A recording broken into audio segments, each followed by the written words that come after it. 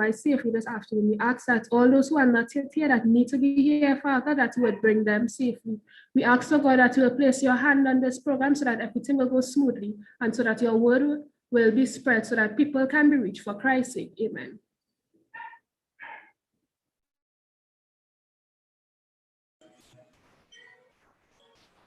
You're warmly welcome to my church. I would love to see you here. I want to let you know that the love of God and feel your presence here.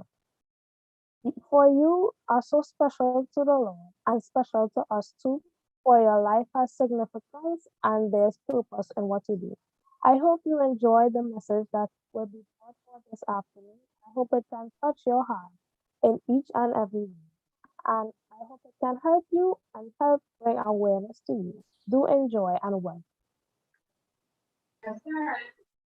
Our scripture reading will be taken from Philippians 4, chapter 4, 6 to 7, and it says, "Do not be anxious about anything, but in everything, by prayer and petition, with thanksgiving, present our requests to God, and the peace of God, which transcends all understanding, will guide your heart and your mind in Christ Jesus."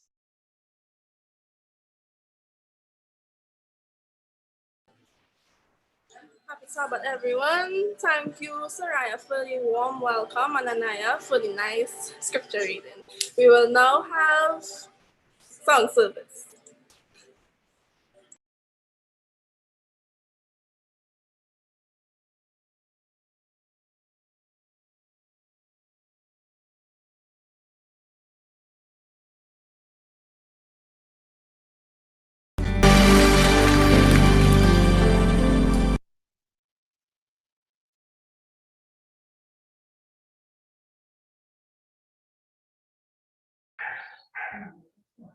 Our devotion this afternoon was written by Tracy Siegler. When was the last time you felt complete joy, she asked. You know, when you feel like everything is just about perfect in your world at that moment. I had already had several sessions with this therapist, and she knew a lot of details about my life by now. She knew that things were generally pretty good. I've had a solid upbringing, a happy childhood. I was married to the man that I love and who loved me. And our healthy, happy son was just over 1 year old. We had everything just as we needed. And yet, in 5 years, I could not remember a time when I had felt deep joy. I gazed at the floor, trying to come up with something. Definitely on my wedding day, I stated as I stared out of the window, as if something out there would bring it back to memory. There must be something since then, surely something when my son was born. Nothing on the ceiling jogged my memory either. You're thinking way too long about this, the therapist said. It shouldn't be that hard. It wasn't that I lacked joy, you know. As our 5th wedding anniversary came around, the picture was more grim than that. Too often, anger and frustration with this circumstance or that offense made me rage inside. Sometimes I couldn't keep it in. My husband bore the brunt of my foul mood. And times I yelled at my son. But even when I held it inside, I feared that he would sense my grumpiness and pent up rage, and it would somehow scar him. I wish I could say that I prayed fervently that God will help me find joy. But when I was seething with rage, I didn't pray and I did not want to look up scripture at those moments. My default nature, opposed to God, was firmly in control. I just wanted to be angry. Looking back, I can honestly confess with Asaph the psalmist, when my heart was grieved and my spirit embittered, I was senseless and ignorant. I was a brute beast before you. And that is Psalms chapter 72, verse 21 and 22. The only prayer my troubled spirit was capable of was a feeble, Lord, help me, help us. breathe into my tear-stained pillow from time to time. Only God knows how long I might have let this go on or how bad it might have gotten. But he had a plan to turn things around for our little family. We were preparing for my husband's first deployment to the Middle East with the United States Air Force. I feared that our marriage would not make it through the 4 months of physical separation.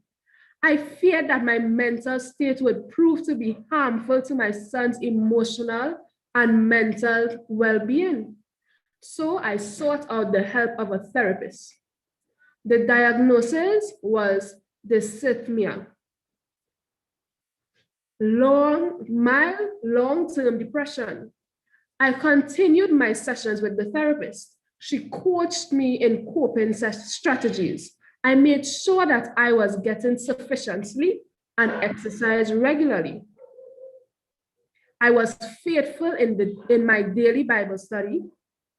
I read books about nurturing our marriage relationship and worked to apply what I learned. I ate nutritious meals. I allowed myself to relax, and yet the brute beast was always there, ready to rage if provoked. Then one day the therapist suggested medication. I balked, even thinking, surely if I really trusted in God, if I really had faith, shouldn't the certain hope of salvation bring me joy? My Savior loved me enough to take the punishment for my sins for himself. Shouldn't that be enough to make me happy? Would I be relying on pills to solve my problems? Would that be a sin? I talked with my husband about it. We agreed that if I indeed did have a mental disorder, it was okay to try some medicine. Besides, the time for him to deploy was approaching like a freight train, and if pills might help, we needed to give it a shot. That was almost 9 years ago, and I have been on antidepressants ever since. With the exception of my pregnancy with my second son, God has allowed me to experience joy again. The deep, complete kind of joy. There are still problems in my life and I still struggle. As a doctor once told me, medication can only make you normal. It can't make you smile all the time. I have also found that the medication on its own does not do the trick. Regular exercise helps a great deal, and I need daily time in God's word. I may end up taking those pills for the rest of my life, but I am okay with that. I do not rely on the pills to solve the problems in my life. I rely on the Lord, who led me to the relief of that medication provided. God told his people through the prophet Nehemiah, do not grieve, for the joy of the Lord is your strength. I have come to know that joy as my strength, even when I don't feel joyful, even when my emotions don't express what my soul knows. And now, by God's grace, I am often able to feel the joy he gives through the faith in his word. Psalm 73, the one that talks about the brute beast, ends like this. Yet I am always with you. You hold me by my right hand. You guide me with your counsel, and afterward you will take me into glory. Whom have I in heaven but you? And earth has nothing I desire beside you. My flesh and my heart may fail, but God is the strength of my heart and my portion forever. Those who are far from you will perish. You destroy all who are unfaithful to you. But as for me, it is good to be near God. I have made the sovereign Lord my refuge. I will tell of all your deeds. God did not abandon me when my sinful nature was in control, and anger and frustration made me rage inside. And thanks be to God that my husband loved me as Christ loved the church, because he did not abandon me either. God waited until my spirit was quieted And then in that still small voice, he spoke to me gently through his word. He showed me that his love is constant, even when I am raging.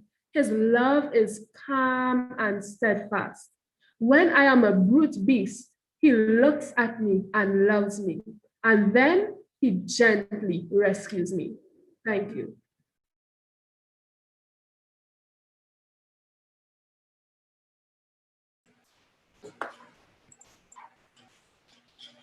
Thank you so much, Ariel, for that wonderful devotion.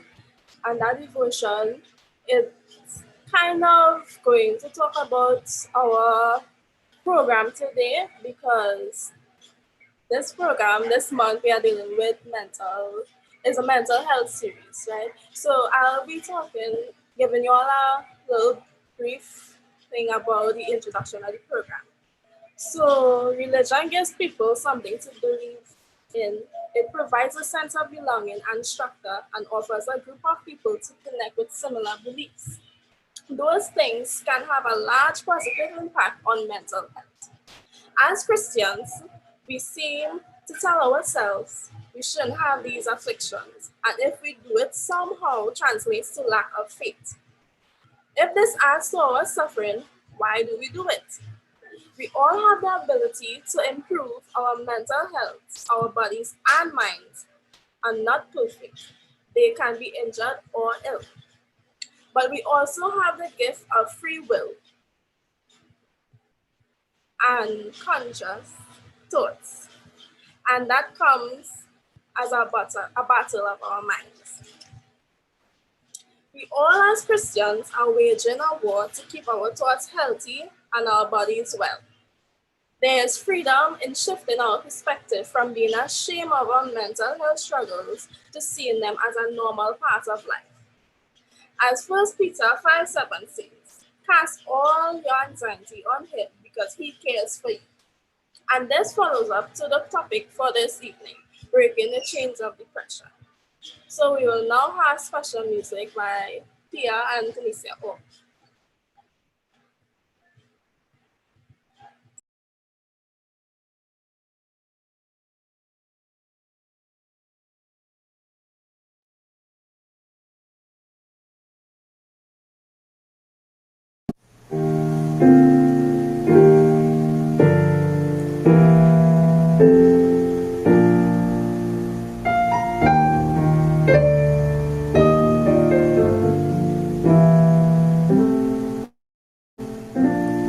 May your struggles keep you near the cross, and may your troubles show that you need God, and may your battles end the way they should, and may your bad days prove that God is good, and may your whole life prove that God is good. See, may your struggles keep you near the cross, and may your troubles show that you need God, and may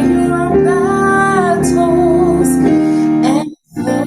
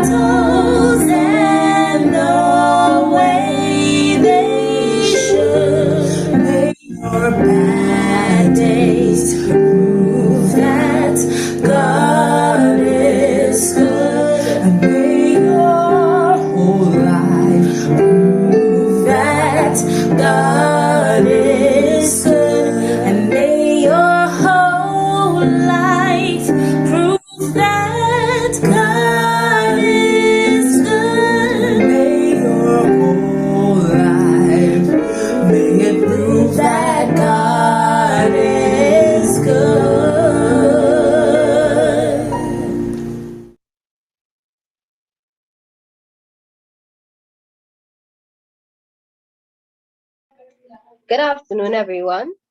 Our speaker for this afternoon is Dr. Edward Clark.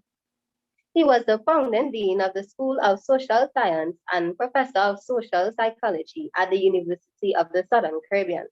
He is qualified in the areas of counseling, sociology, psychology, international relations, and business management. He was educated at the Universities of London, Surrey, and Oxford Brookes in England. He has lived and worked in many Southern African countries, including Lesotho, where he was the senior lecturer in sociology, Switzerland, Namibia, Botswana, Zimbabwe, Angola. In addition, his African experience included being a part-time research consultant for WHO, UNICEF, UNFPA, and USAID.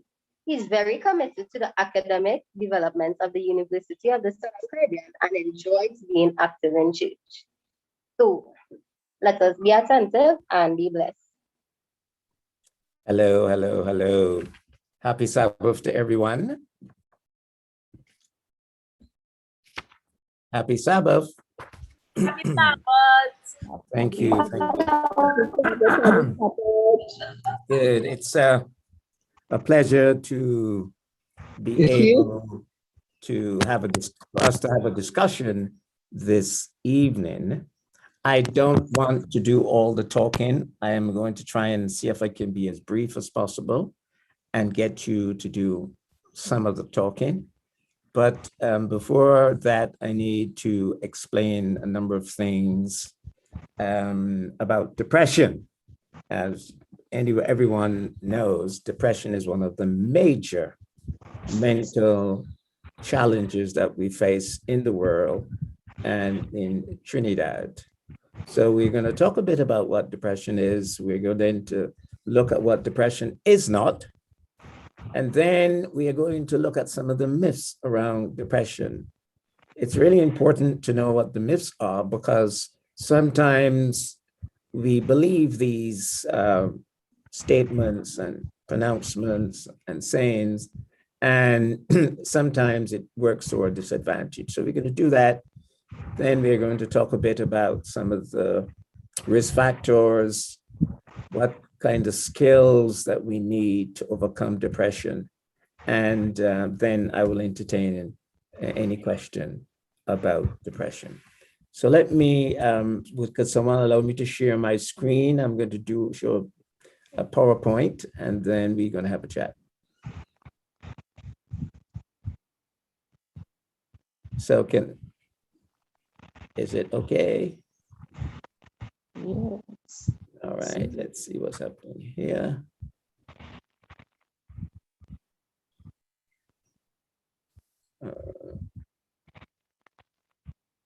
Can you see my screen?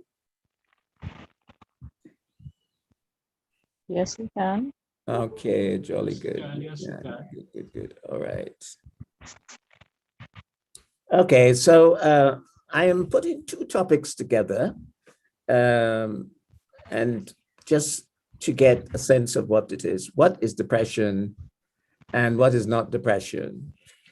And of course, your theme is breaking the chain.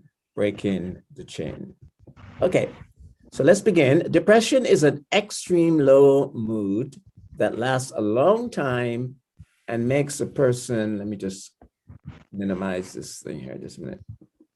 Right. Let me get that, sorry.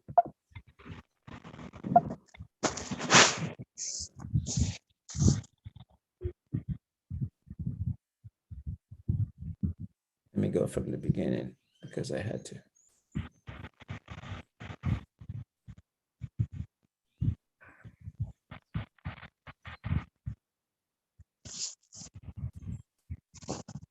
Right, okay, so we're saying that it's an extremely low mood that lasts a long time and makes a person feel sad, irritable, or empty.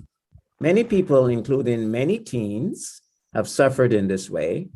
So a depressed person has much less energy to do activities, feels like nothing matters, sees life in a negative way, feels like it will never get better, but depressed people do get better, and depression does end. Another definition or statement about depression is that it's a mood disorder that causes a persistent feeling of sadness and loss of interest. It's also called clinical depression. It affects how you feel, how you think and behave, and can lead to a variety of emotional and physical problems. And depression is a longer-term mental illness. Now, those students of the Bible know that depression has been around for a very, very long time. And when you read your Bible, you come across a number of famous Bible characters who have experienced depression. In spite of their abundant love for God and their commitment to Him, they still experience depression. That should tell you something. For instance, Job and David and Solomon and Elijah and Naomi, to name a few. And most of these were actually regarded as spiritual giants, yet they experienced feelings of hopelessness, helplessness, and general depression. But they provide us with an insight as we take up our spiritual sledgehammer and prepare to destroy depression. Now, one of the things that we need to do is to look at the difference between depression and sadness. And I have noticed that very often when someone is describing their feelings of sadness, they say, "Oh, I'm feeling so depressed." So sometimes we use that word depressed in a very non-medical way. And unknowingly, we are actually transmitting information which might be totally erroneous, very wrong, but that is the way that we describe our feeling, okay?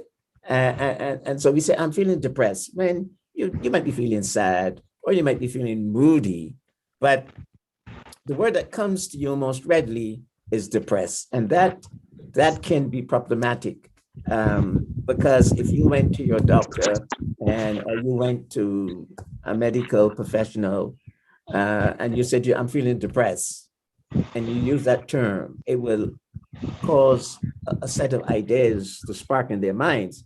And that might not be what you're experiencing. So many times you feel down, you're not depressed. But you say you are feeling sad or low is a big part of life. And it can't be avoided. We all have that feeling of sadness. Sometimes we don't feel sad, but we don't feel glad. And we're in that kind of mood. And someone says, "Well, why are you feeling so?" "Well, I don't know. I'm not feeling myself today." How do you describe that? So when something goes wrong in your life, whether it's an argument with a friend or a bad mark on a test or a fight with your parents, your mood will drop. Feeling especially sad or irritable because of this situation, sleeping poorly, not wanting to see your friends, losing your appetite, or eating too much, then you're probably experiencing low mood. And low mood would typically go away in a week or two, especially if there's an improvement in the situation that started it. So let's say you had a big row with your mom and you exchanged words and you got censured in some way in a manner that you didn't like because you wanted to go out and you weren't allowed to go out. You got really vexed and you stormed off in your room and closed the door and you just didn't want to meet with anyone or chat to anyone. That's pretty normal for young persons to experience. But during the week, one expects that situation would change and you would come back to a state of normality. So we all experience mood swings based on the situation that we're experiencing. But just for a moment, suppose it didn't go away and that mood that you were in just got worse. Then alarm bells would begin to ring. If you felt your low mood turn into a lack of interest for everyday things that you like, and it goes on for more than 2 weeks. You notice that you're not sleeping well, you're feeling restless and irritable, or you start to think that, well, you're not really worth anything, life is not really good, and you experience trouble concentrating, and you even thought about life being so hopeless and the future so hopeless, you want to do something about it. You also cause yourself some harm. Then that will definitely be a situation that is moving from sadness into a mild form of depression. Now, there are many different types of depression, and I just want to mention a few to you. We don't have time to go into all of them today, but you have mild depression that we talked about. You have major depression. You have persistent depressive disorder. You have bipolar disorder. You have seasonal affective disorder. You have psychotic depression. You have postpartum depression, and postpartum depression is when, after you've had a baby. You have premenstrual dysphoric disorder, and you have situational depression. And just situational depression is that at certain times of the year, you get depressed. And this happens primarily in countries where there's severe winter.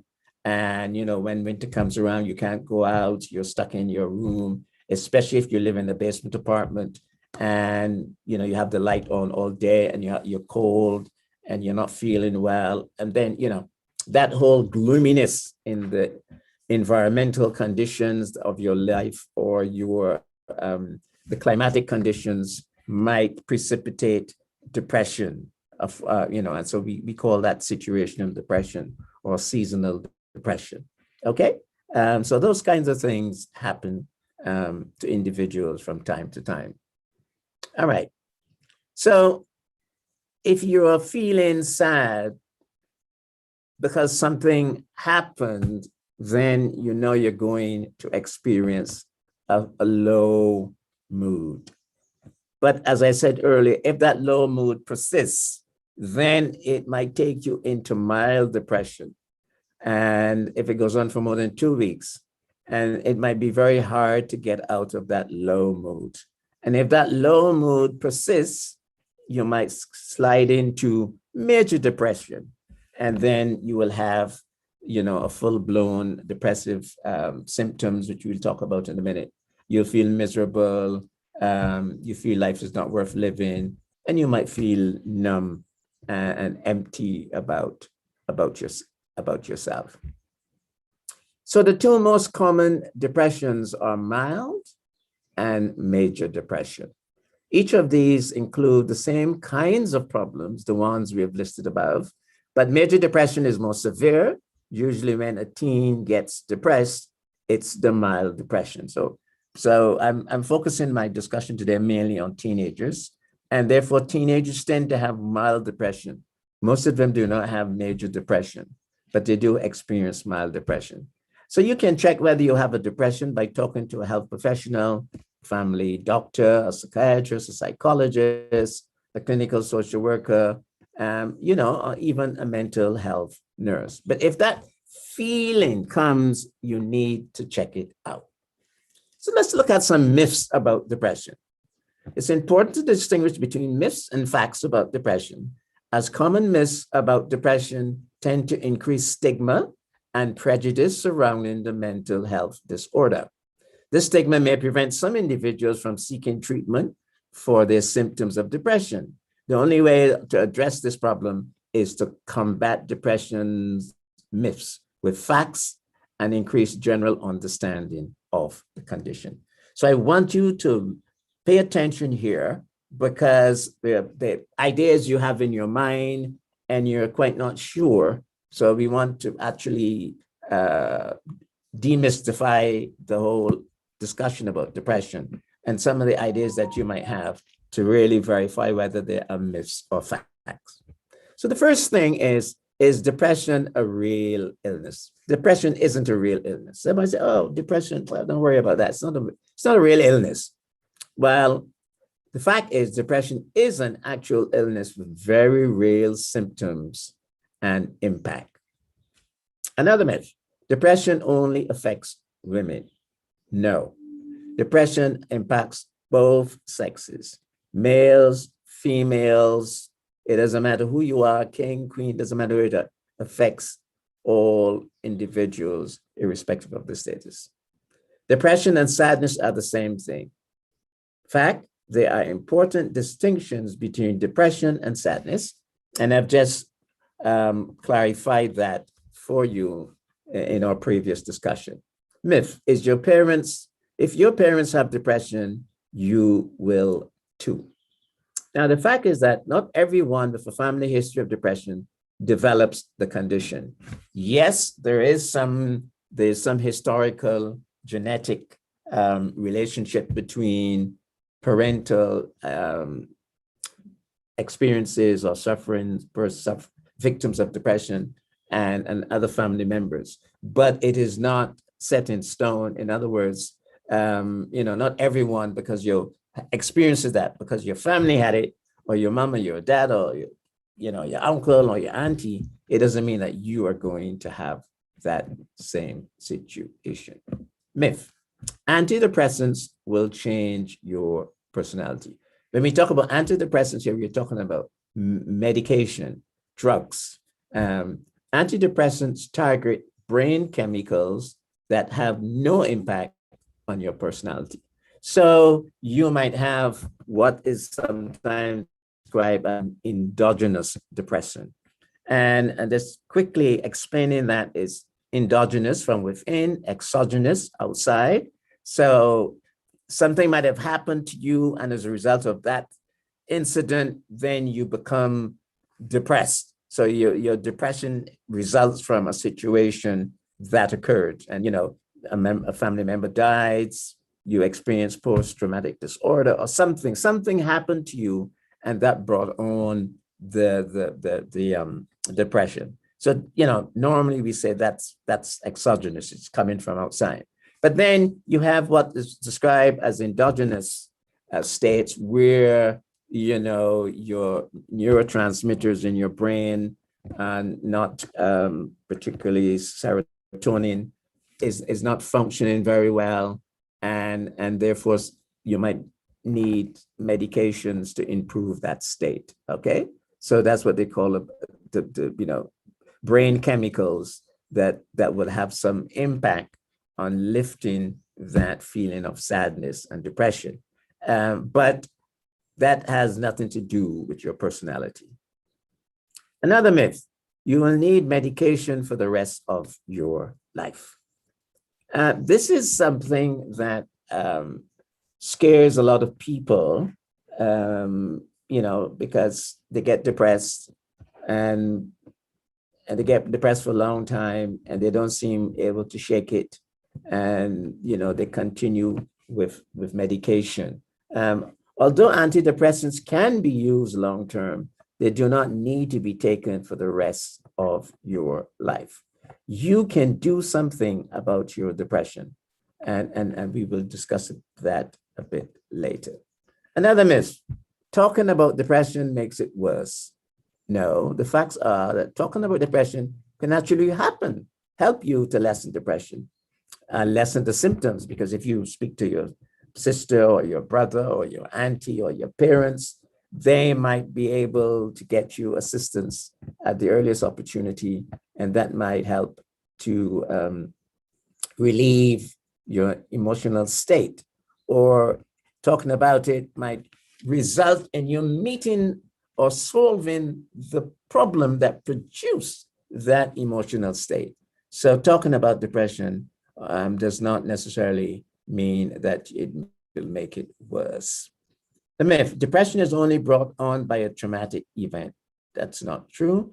Fact, while depression can be brought on by a traumatic event, it usually results from other causes. So it's not only a traumatic event that could bring it on, There are many and many varied reasons, or combination of reasons that can produce a feeling of the state of depression. Myth: depression will go away on its own. The fact: symptoms of depression rarely improve without professional treatment. So you either have to have medication, a combination of medication and psychotherapy, or psychotherapy on its own, but you need to have some sort of treatment. It's just not going to go away. You're not going to wish it away by just thinking it will go. Depression is a sign of weakness. In fact, depression has nothing to do with a person's character. It doesn't mean that when you have depression, you're less capable of functioning in terms of living. But of course, it might impair, some of your functions, but it doesn't debilitate you entirely, that you're weak and you're not capable of living. Myth: it's all in your head. Depression is a legitimate mental health condition. Another myth: can you just snap out of it? The fact is, depression needs to be addressed with professional care. The myth: is it normal for teenagers to feel moody? Teens don't suffer real depression. The fact is that depression is more than just being moody or being in a mood. It can affect teenagers in a very serious way. Research has identified a number of factors associated with causing and continuing the depressed state. So before reaching the age of 18, about 1 in 5 Canadians will experience an episode of major depressive disorder. Let me read that again. Before reaching the age of 18, about 1 in 5 young Canadians will experience an episode of major depressive disorder. That's interesting. So I've drawn up a diagram, which I'll show you in a minute, that shows the 5 major factors that have an impact on your emotional state. And each of these areas of your life can play a role in the development of depression. And depression itself can have an impact on all of them. So let's look at there we are. So here are the causes of depression, and they've been divided into 5 categories. The first one is a situation. The situation is, as I said, when I talked about something happening outside of you that influences how you perceive the incident and how you interpret it and how you think about it, okay? So a loss of a relationship, that can be any relationship. It might be a friend that's very close to you, and he or she gets upset with you, and you lost their friendship. They said, I don't want to be your friend anymore. You're not our friend, and you get sort of ejected from the group. That situation can throw you into a depressive mood. It could be a state of loneliness. It could result from an argument or a conflict that you're having or you've had with someone, and you haven't been able to resolve that argument and conflict, and the feeling stays with you. It might be that you're wrong, or they might have accused you of something, and you might be angry about that. And so there's a lot of emotion swirling around in your head and in your body, and you haven't resolved that, and it just makes you feel very unwell. And then, of course, there are your thoughts. Negative thinking and unfair self-criticism, just to name a few of many of the dysfunctional thoughts you can have about yourself and about situations. And your thoughts are usually the foundation of lots of negative things and positive things that happen to us in life. Our thoughts are just very, very powerful. And I wish we had an opportunity to talk a bit about your thoughts and how you can manage your thoughts And by managing your thoughts, how you can manage your moods and how you can change your moods by changing your thoughts. That in itself is a major area of information that you need to have as young people and older adults, how your thoughts precipitate you into all kinds of emotional states. And then, of course, you have your emotions, sadness, despair, emptiness, anxiety, to name a few. And of course, your emotions are divided into primary emotions and secondary emotions. So for ease of understanding, your primary emotions are normally anger, fear, sadness, and happiness. Those are your 4 primary emotions. There's a fifth. Sometimes someone says a fifth is anxiety, but I don't classify that. I prefer the 4 primary emotions. And then all the other emotions that you experience tend to link to those 4 emotions. So let's say you get frustrated, you can easily see which one that would be aligned to. That would be aligned to anger. And if you're feeling that you've lost something, then loss produces sadness. Okay, and then you have fear. You know, if you're doubtful, you're anxious, that produces fear. So you can see, and of course, happiness is an easy one for you to relate to. So you have the primary emotions, the 4 primary emotions, and you have a huge number of emotions that you experience. And of course, in our profession, you might use a word that, you know, isn't one of the 4, but when you trace it or you investigate, you'll find that it's linked to one of the primary emotions. Okay. And then we have a physical state, the fact that you don't sleep, you're not sleeping properly, you're not eating properly, you're experiencing low mood, you have changes. For instance, moving from one place to another can produce depression. You know, let's say you're quite happy and settled in a country, and then all of a sudden you have to go to another country, and that dislocation can produce depression. You've been living with your grandmother for most of your life, and now you have to go and live with your mom or your dad. And that's the thought of that disruption in your domestic residence can cause so much emotional turmoil. So lots of things can happen just from physical, just physical things producing an emotional state. And then, of course, you have actions, withdrawal from others, reduced activity, poor self-care. All of these things coming together, they have an etiological impact, and they can cause depression. All right. So I've put together some causes of depression that I have identified. Some are current, most of them are current here in Trinidad. On top of the list is COVID phobia. There's a tremendous phobia about COVID. Young people don't want to go out.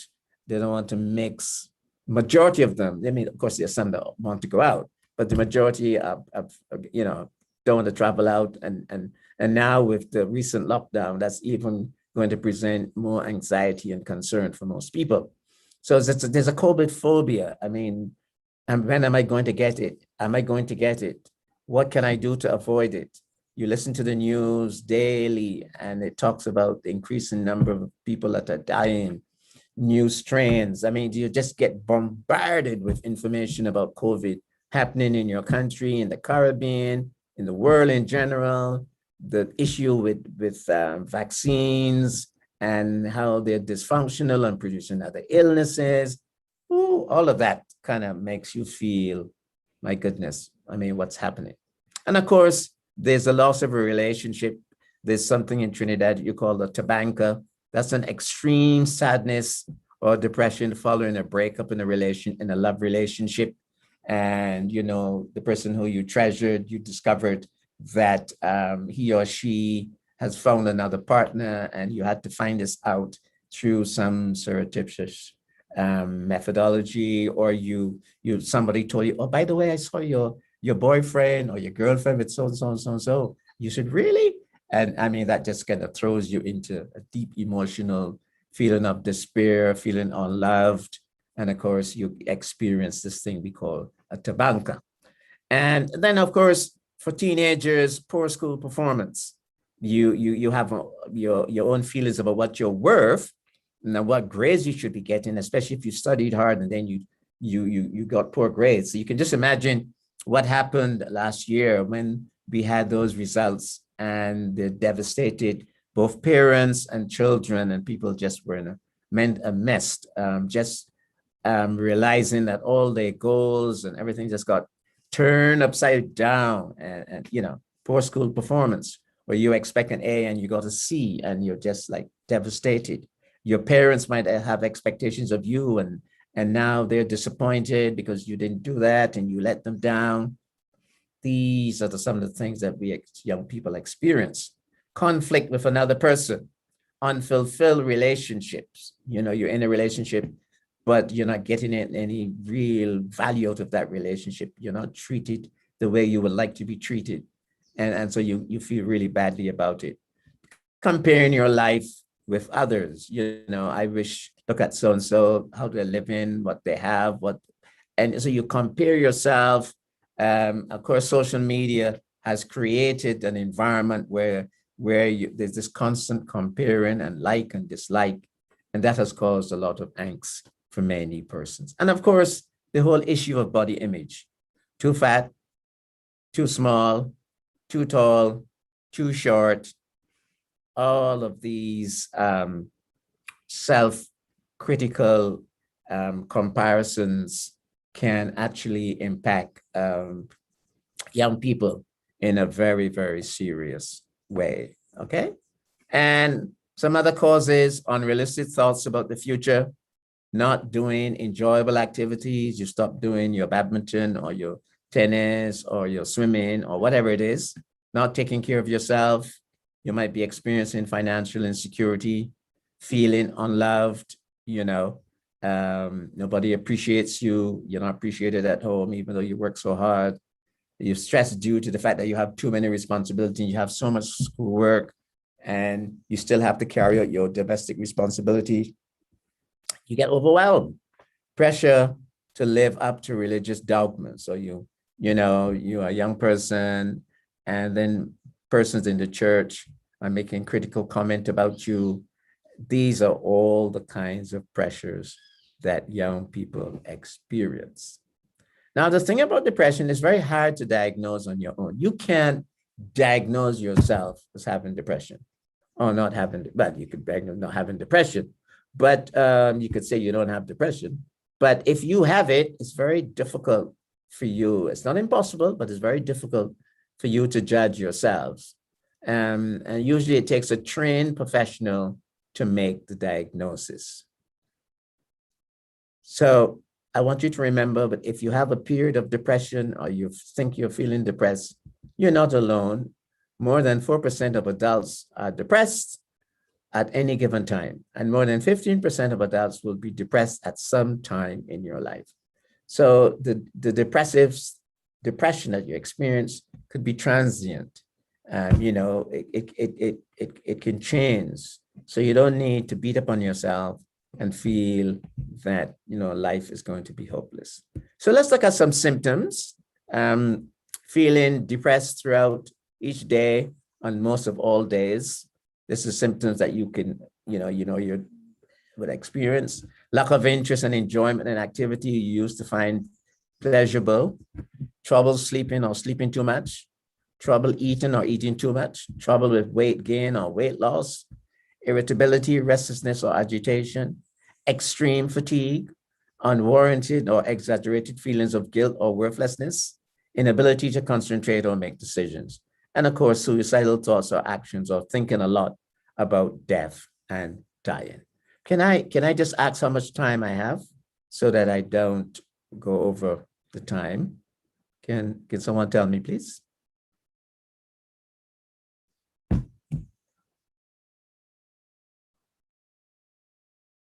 Okay. So what can you do about mild depression? Talking to family and trusted friends about how you've been feeling is usually a good thing to do. This can help you to figure out solutions to some of the problems you have been dealing with. Writing about your problems you're facing can help you to understand what you're going through and what choices you have. So you need to speak to a health professional, someone who can offer you some assistance. In some cases, antidepressant medications can be helpful in overcoming depression, but for most adolescents with mild depression, the answer does not lie in medication. I'm going to pause here for a moment and get some questions before I continue. So over to you, ma'am, and I'm going to wait for some questions, and then I will continue with the presentation.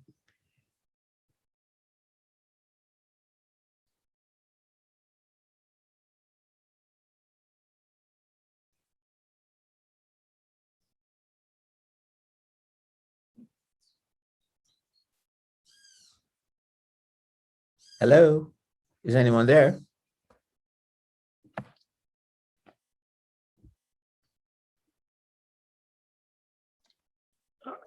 Is it open to the floor? Are people to ask questions? Yes, you can ask questions. There's definitely silence, so I don't know even if there's anyone there. I was thinking about, I read somewhere that even missing things like breakfast, you know, when you don't take a good breakfast in the mornings, about mid-morning, your blood sugar level could drop. And you could feel a little depressed, you know, even simple things like that, you know, could affect our moods. Yes, that's true. Of course, and if you have ever happened to be suffering from diabetes, that makes the situation even worse, you know. So it can have a significant impact on your mood. So yeah, that's absolutely correct. You know, if you're not looking after yourself, then anything is likely to happen to you. Hello? Hello. Yes, good afternoon. Good afternoon. Yeah.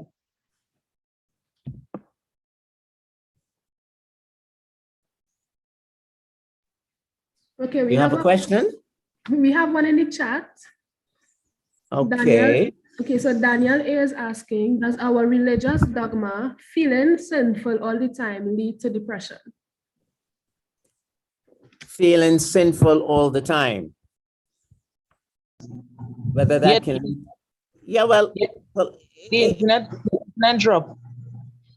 Yes. I'm sorry, your voice is cracked. I didn't get the question clearly. Yes, what I'm saying, depression can simply means is an unbearable feeling that one can experience at a given time or over a period of time. Because say, for instance, more or less you're on a balance in terms of everything is balanced.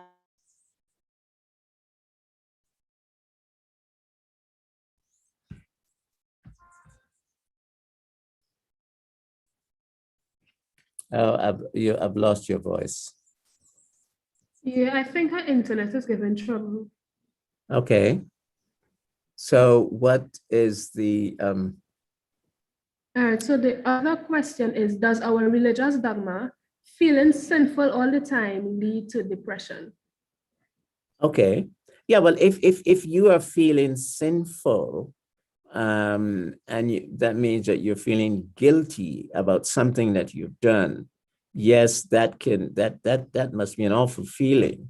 You can never get that right, you know. So if you're feeling perpetually sinful, your life is in a state of hopelessness. You can never well, of course we know that you cannot save yourself.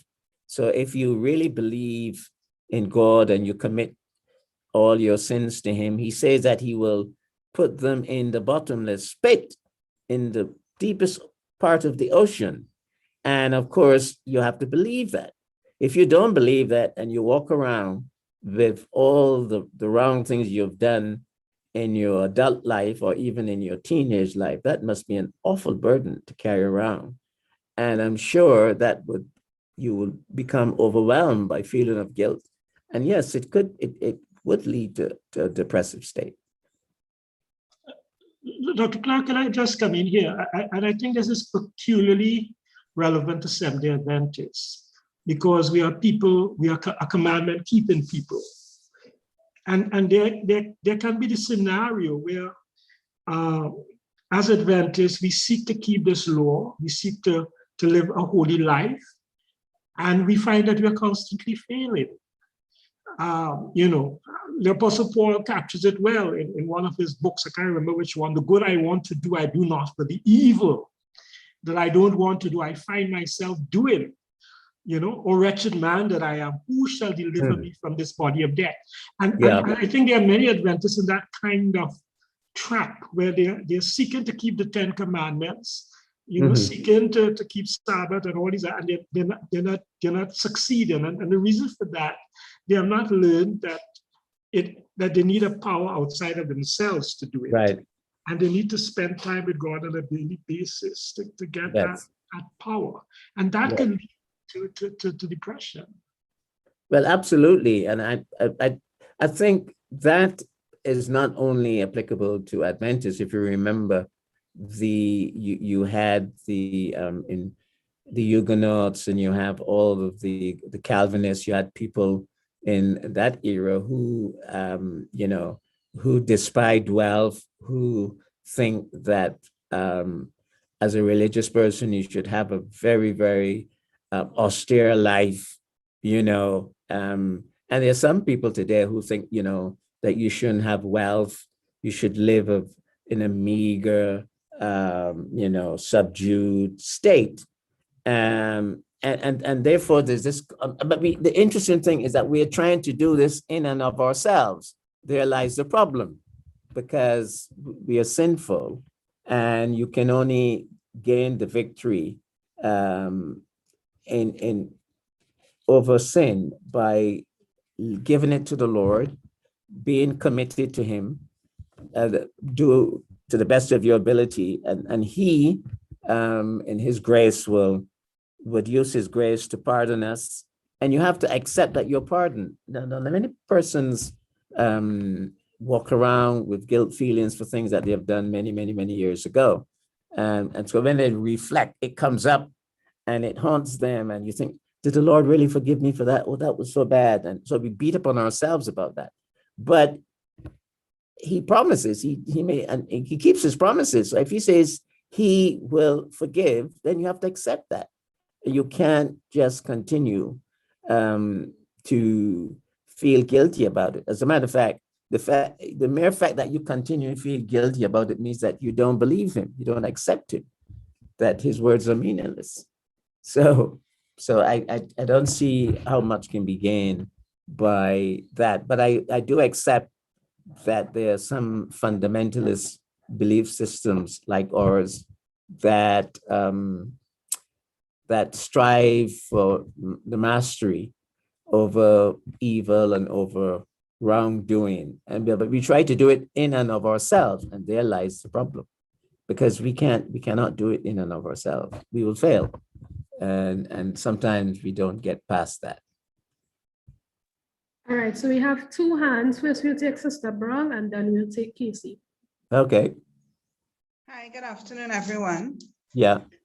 My question is, what role does childhood trauma play in depression? Okay, well, childhood trauma plays a significant role. If you grew up if you have had a childhood experience of abuse, be it neglect, sexual abuse, emotional abuse, or if you grew up if you have experienced it, or you grew up in a home in which it was present, then those experiences carved in almost indelible impressions on your mind. And that abusiveness stays with you, and it distorts how you think. It distorts how you perceive life, how you interpret life. And of course, there are many, many, many cases of individuals who have had, who have experienced domestic violence in their families, between their parents. They have had abusive sexual abuse. And today they are adults, they have children, and they still have not gotten over that victimization, that mental state that they have experienced. They're hypersensitive with their own children. Don't let them get out of their sight. They are very distrusting of relationships, and they, some of them experience painful physical experiences on the anniversary of that unfortunate incident. So there are lots of major psychological problems that individual experience as a result of their childhood experiences, negative experience, I should say.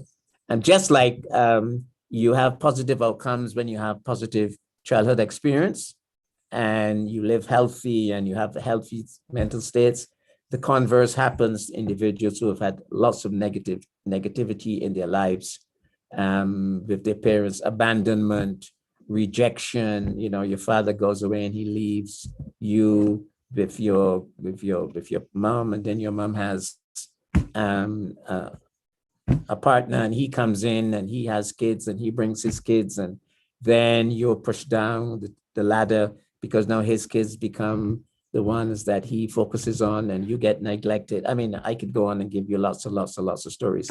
So yes, these things do have significant emotional impact on children right into the lifespan, and even the way they treat their own children for many who have been married. Actually, there are a couple of theses that have been written on that, one that I know quite well.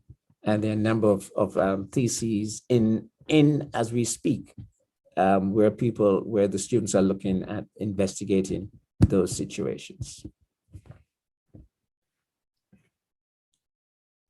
All right, so now we'll take Casey. Yes. Question. Should children of God be depressed, all right? And or is it okay to be depressed? And I just want to move further. When the Bible tells us, be anxious for nothing, but in everything by prayer and supplication with thanksgiving, let our requests be made known unto God. You know, you made a statement with when you mentioned it is not a bad thing for us to have possession or more or less to have.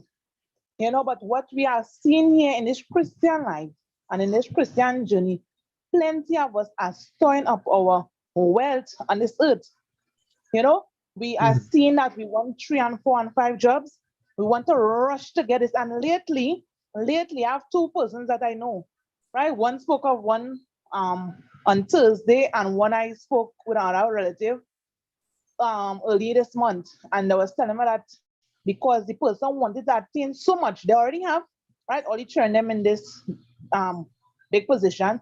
But because they want so much, you know, their body fell sick, and the body went down, you know, and the person came and passed away.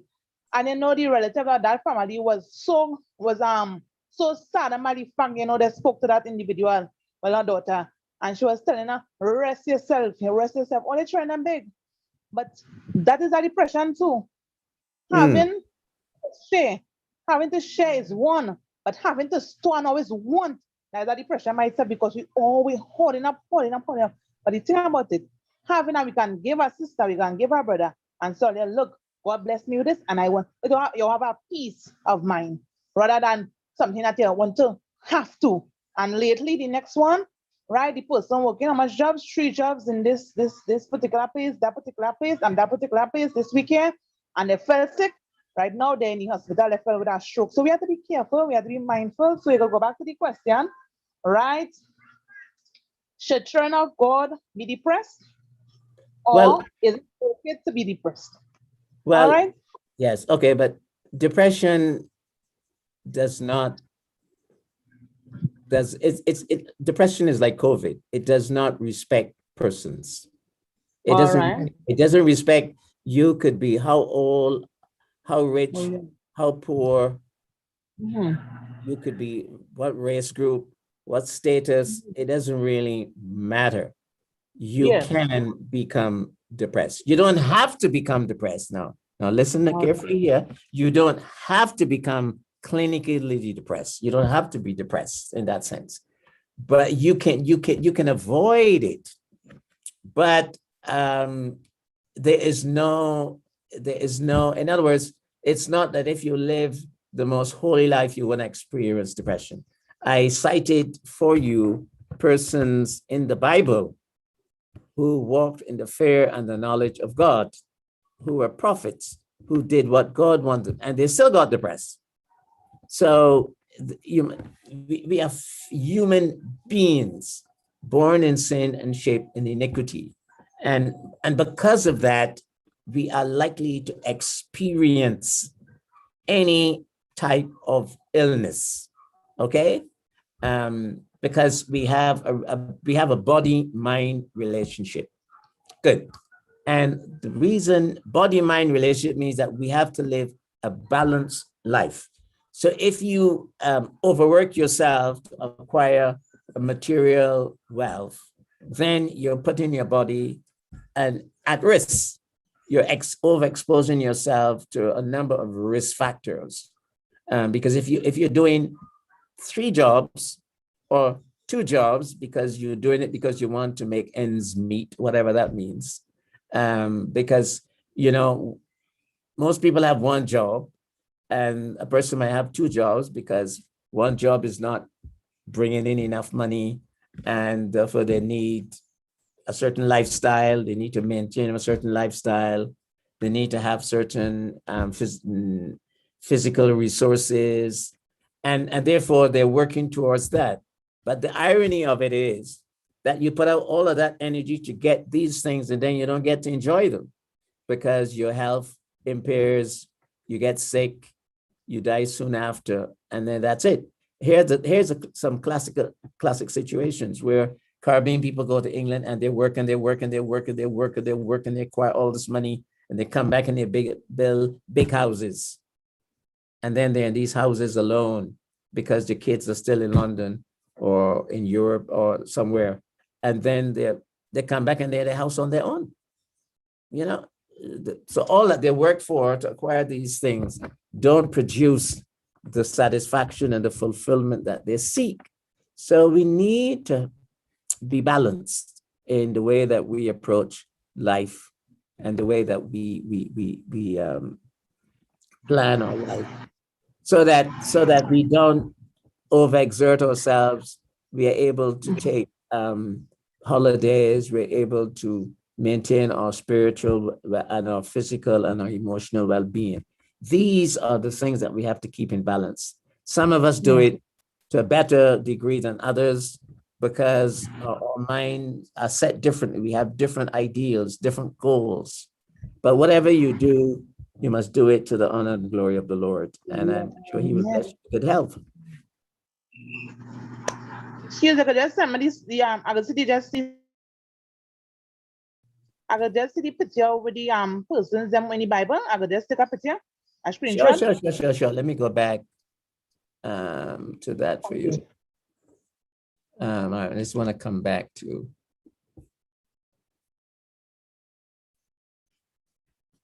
Where there? All right, that's the one. Depression in the Bible. All right, so we have a question on YouTube. Okay, and you tell me the question, and then I will continue with the rest of the presentation. Oh, okay. Right, go on. So the question is, if we trust in God fully, is it still possible to become depressed? Of course. Trusting in God would not necessarily eliminate depression in your life. No, not at all. No. I mean, if you trust in God fully, would you get sick? Do you get sick? Would you get a cold? Would you get a heart attack? But you know, Dr. I Clark, mean, can I just? so physics or psychological illnesses are just like physical illnesses. The question you raise is this: if I trust God as much as I should I get sick, or would I get sick? Of course I would, because this is a physical body which has already been tarnished with sin, and therefore it has defects. You're born with congenital defects. You get defects in the food, the environment, the temperature, all kinds of things. All kinds of things impact our body. The atmosphere, everything infects us. And therefore we are exposed to illness. As I always say, something is going to kill us. So yes, you would get sick. If you can get sick physically, you can get sick psychologically. Dr. Clark, can I chip in here? Yeah. Question is, if you trust in God, will I get depressed? I see it more from a physiological standpoint. For example, if you drink coffee, that is something that sends up your vitality. I'm not using the correct words, but there's also a downside to it, right? So that after a while you could become depressed. But if you trust in God, your faith in God means something, but there are physiological things that could affect you. I think Job is a beautiful example. Job trusted in God. I mean, generally speaking, he did trust in God, but at times he seemed quite depressed. Yeah. You see, and there's a fundamental point that we must get to, and that is this body that we have is frail and defective. Let's get that straight. We can eat and drink as healthily as you want to be. Of course, living that life will eliminate a lot of things that could and should happen. Okay? I mean, if you decided that you're going to minimize or reduce or not consume sugar and oil and all of these foods that can have a negative impact on your health, physical health, then yes, you're pushing back the onset of various illnesses. Now we know that diabetes is a lifestyle disease. Okay, so if you decide, even if your mom was diabetic, or you have diabetes in your family, and you decide that you are going to proactively follow a certain dietary regime, it means that you are proactively pushing back the likelihood of that illness coming to you. But it doesn't mean that something else won't happen to you. So irrespective of whatever we do, whatever we say, we are trying, with the help of the Almighty, to live healthy lives, but we will get sick with something. So it's the same thing. We get sad. Don't we get sad? There are people that get sad. I've seen persons who have experienced the death of a loved one. And after the loved one died, they felt, well, what's the point of life? Life is not worth living. And they die soon afterwards because they become irreconcilable with the loss of their loved one. And you can't console them. These are devout Christian brothers. And the spouse died, and they don't, they grieve so deeply that they also give up the reason, purpose for living. So, and you would think that someone who is so devout, someone who's in the Word, who knows, chapter and verse, but it happens. So once you're alive, things are going to happen to you. But that is not really where the focus is. the focus is on living a life pleasing to God. And we know that this body that we are only here for a given point in time, we will leave this earth. So we need to live a healthy physical, emotional, psychological, and spiritual life, so that when we transition, we would we are pretty sure what the outcome is going to be. So yes, it doesn't matter how religious you are, you can get depression. And as I say to you in the Bible, look at these people who've, look at Elijah. What happened? Huh? I mean, Elijah is a classic example of a man who used the power of God, and then in a twinkling of an eye, he became afraid. Start to run. Okay, let me continue. Dr. Clark, I have a question, if I may, just before you continue, please. Sure. Okay, great. But let me phrase it in two parts. One, God gave us emotions. Is depression an emotion? That's one. And two, considering based on what we believe as Christians, that Jesus is the solution for my problem. So if I completely trust in God, but yet I am depressed, then what alternatives do I have? Okay, depression is not an emotion, it's an illness. It's an illness. It's like you have tuberculosis as a physical illness, it's an illness. So I've listed the causal factors. So it's classified as an illness in the DSM-5. That's the psychiatric Bible. Is classified as an illness. So it's not an emotion. What has happened is that it is built up on negative emotions, negative self-evaluation, negative mindsets, negative perceptions about the future, feelings of hopelessness and helplessness. And it's also causal in terms of how we view life situations. So it's a combination of these things. Of course, as I said, there's also the neurotransmitters that we have within our brain, the serotonin levels. These are things that regulate our moods. Okay, these are just absolute substances in our brain that regulate our moods, and therefore there are medications that we have to take to increase when the level falls. So it is an illness. That's the first thing. The next question was to do about the fact that we are children of God, I think, if I'm getting it correctly, and therefore we should be able to overcome these things. Is that it, sir? Yeah, that's basically it. Given the fact that my belief in God should protect me from everything, but I become depressed, how do I deal with that? Yeah, but your belief in God should protect you from pneumonia and diabetes. Would you accept that? Yeah, reasonably so.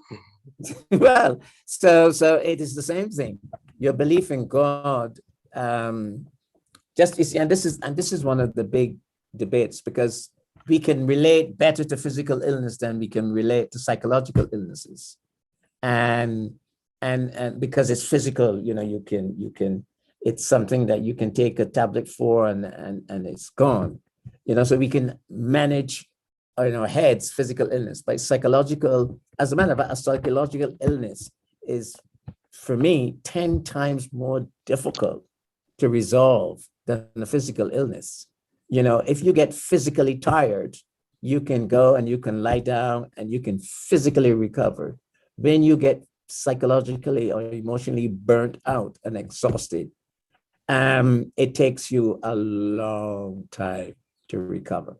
It is not just a physical thing. It damages your whole perceptions, your very being. So yes, we as human beings are subject to any and all illnesses, but God can give us. God doesn't take us away from experiencing illness, of any kind. It is part of our trial. It is part of us. It is there to build us up, to make us stronger, to make it might be even a case where it brings you closer to him. You might be living a life where you're self-reliant, that you don't need God, and this might be the thing that stops you and says, okay, I am not as smart and intelligent and capable as I think I am. I have to rely on a higher being. So illness comes to us, and the critical thing is how we respond to illness is much more important than the illness itself. You got the point? That yes, you're going to get ill. How do you respond to it? There are individuals I know who have had prostate cancer, and they were very, very angry with God because he gave them, these are devout Adventists, because he gave them that condition. And they died angry. Why should this happen to me? I am paying my tithes, I am doing this, I'm doing that, or whatever. He doesn't take away all of these physical and emotional illnesses from us. But if we believe in him, we can deal with whatever trial, whatever tribulation. We should be able to deal with it much better than someone who has no hope, who doesn't have a faith, who doesn't believe in his promises. That's how I view it. Thank you. Good. Okay. So let's yes, ma'am. Right. Last point that you made, I agree with you. I remember there was a friend of my mom who he was a backslidden Adventist, and he got prostate cancer due to drinking and so forth. And when the doctors tested him, they told him he only have a few days to live, and he lasted a whole year after. And because mentally he was talking to God, and he had that faith in God that he wouldn't die immediately. And when he was ready to die, then he told me, Lord, he made his wrongs right, and he ready to go now. And then a few days after, he died. All right, excellent. Okay, let me just go through the few final slides, and then we're going to get back to the questions. So what can you do about mild depression? I said earlier that the two depressions that we need to look at is mild depression and major depression. And talking to, because I've just identified those two depressions rather than the others that I listed earlier. So talking to family and trusted friends about how you've been feeling is usually a good thing to do. They can help you to figure out solutions to some of the problems you've been dealing with. You can even write about your problems. Sometimes people like journaling, they express themselves, on paper, and they get their feelings out. You can speak to a health professional. In some cases, antidepressant medications can be helpful in overcoming mild depression, but for most adolescents with mild depression, answer does not lie in medication. Sorry. And in major depression, it's the same thing. You see your family physician if you think you might be depressed. And one effective treatment for major depression is in adolescents is cognitive behavioral therapy. This is very effective. This is one of the most effective interventions that is used. And sometimes it's used in combination with medication. Because sometimes the person might be so depressed that cognitive behavioral therapy wouldn't work. So you have to give them some medication just to lift their depressive mood to a level where the talk therapy can be effective in transforming the lives of these persons. Antidepressant medications are often helpful in overcoming major depression in adolescents, but they don't seem to be as effective for adolescents as they do for adults. So any young person that's experiencing depression, the recommended intervention is psychotherapy. Go to a counselor, go to a therapist, talk about the issues you're having, what are the causal factors, and you're likely to recover reasonably well rather than taking medication. New research is telling us that the combination of medication and self-help skills is better than medication alone. Okay. But there are risk factors. There are risk factors. Depression can occur in both men and women at any age, socioeconomic or educational status, race, ethnic group. If you're alive, you can become depressed. The only person that depression isn't likely to touch is a dead person. So once you're alive, it can happen to you. There are several risk factors for depression, but having one or more risk factors doesn't mean you'll become depressed. Okay. So these risk factors include answer to the question that someone posed earlier: early childhood or teenage trauma. These are the risk factors.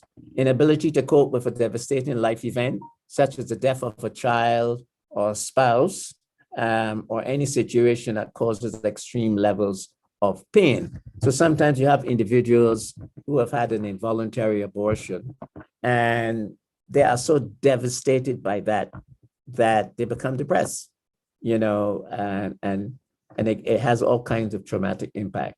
Low self-esteem, these are one of the risk factors. Family history of mental illness, including bipolar disorder or depression.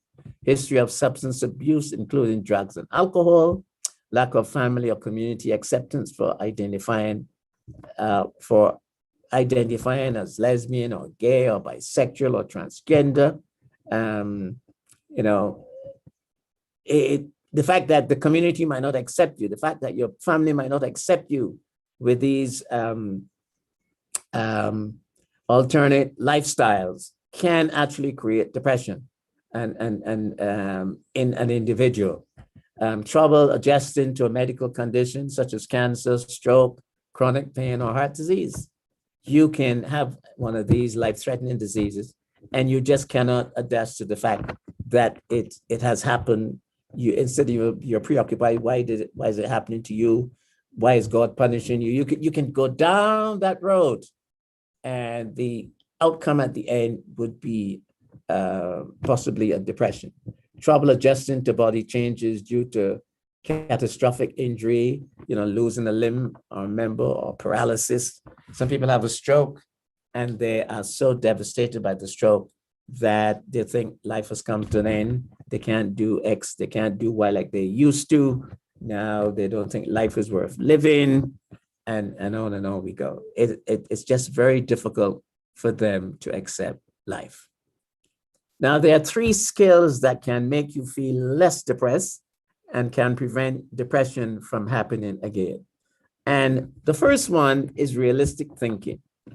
Very often we engage in unrealistic thinking. We talked about that, wanting things that are not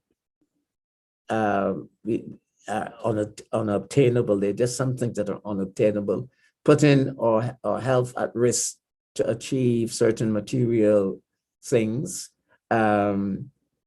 expecting outcomes that haven't been given due analysis, and you expect certain things to happen and then they don't, and setting goals that are not realistic. All of these things can create a lot of problems for us. Problem solving, experiencing problems and not being able to solve your problems. This is major, because we all have different problems. We change the word to challenges these days, but we have various problems and challenges. And if you cannot find a solution to your problem, then you're going to feel really bad. You're going to feel helpless and hopeless. You're going to feel devastated by your inability to manage your life. So sometimes we try to control things that we have no control over. And that in itself can be a major problem. And then also goal setting. What kind of goals are we setting? Are they realistic goals? Are these goals the kind of goals that are going to enhance our Christian relation experience with God and with life, or are they selfish, egotistical, status-driven goals without any understanding of our role in society and our purpose? So those three areas, you know, we could talk for the whole day just on those three areas, but in the interest of time, I just highlight those. If you never change your mind, why do you have one? This is a very important point here, because remember that we need to think realistically about things that happen to us in our lives. And if we can think realistically about them, then we tend to see them less negatively. We will get ill. That is no doubt about it. But then if you blame God, if you can't relate to your life situation, if you can't somehow understand that you will have in your life trials and tribulations, if you cannot adjust your mind and body to the changes in life, the changes both in a physical and in a temporal way. You know, some individuals have difficulty dealing with getting old. Some individuals get really struggle with the transition in life, in their life cycle, from being fit and attractive to being much older and possibly less attractive. All of those things become major issues. They're not major issues in themselves, but we make them major issues because we just cannot adjust our mind to life changes. And that can be, that you can put that inability to adapt to transitions, that across the board, across the lifespan, and see how people have been negatively impacted. You know, there is some part of your body that you're not happy with. You want it to be better.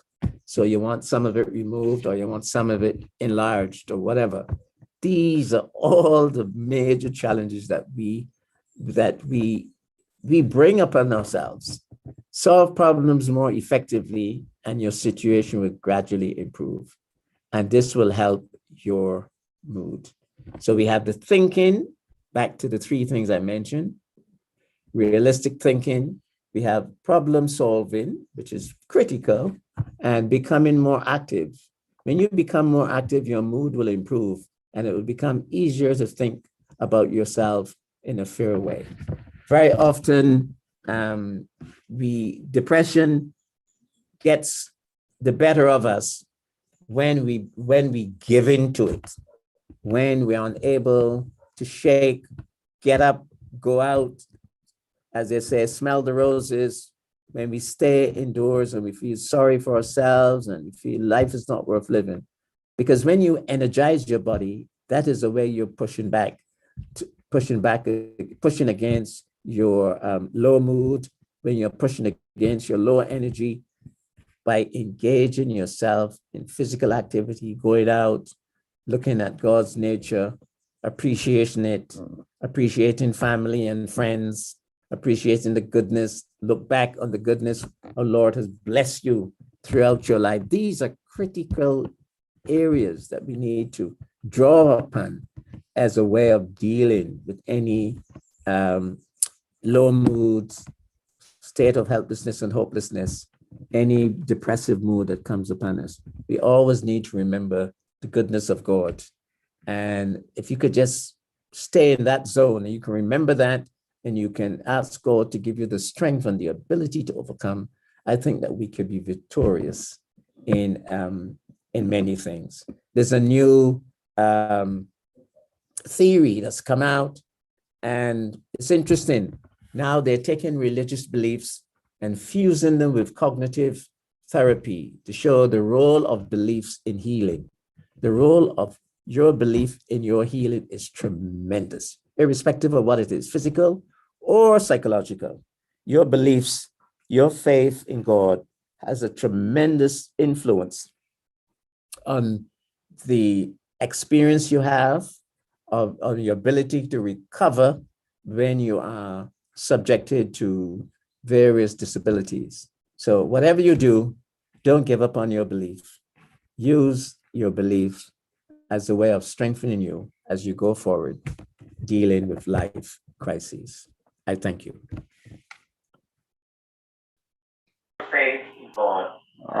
Dr. Clark, I don't know if the facilitators would allow me to ask a question.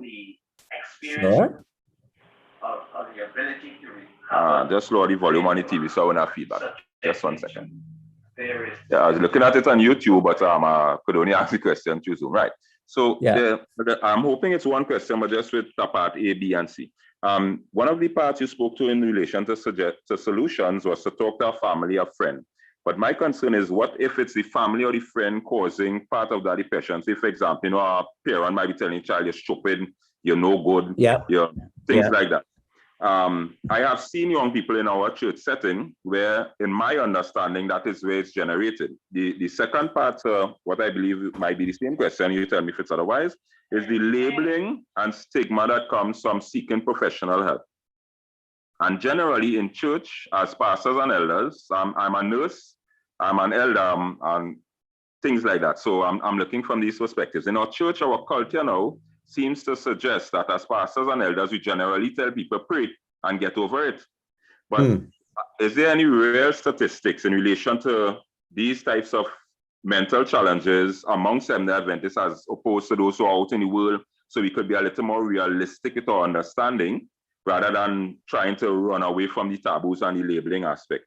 And if there's any way that there's any small handbook for us as elders or pastors that could help us notice certain telltale signs, if there's any counsel or instruction you could help with the conference per se, to help them have something of that nature, would that be helpful or not helpful? And then finally, if we were to get that professional counseling, is there any list that you could make available to us so that we could know some of the counselors who are available throughout Seventh-day Adventism? So I don't know if you got all of that, but I hope you can help. You'll help me if I miss out some. So let's start with the last one. Currently, there is a certificate, a basic certificate program, and there's an advanced certificate program that's being offered by the University of the Southern Caribbean for all family life directors across the Caribbean Union. Okay? Pardon? Yes, go ahead. Right. So that started, that started this week and is sponsored by the Caribbean Union. And the idea is to train over 350 family life directors across the union. All right. And there's even a postgraduate family life diploma that is planned. Okay, so that's one. Now, two, yes, I agree with you 100% that there should be a toolkit.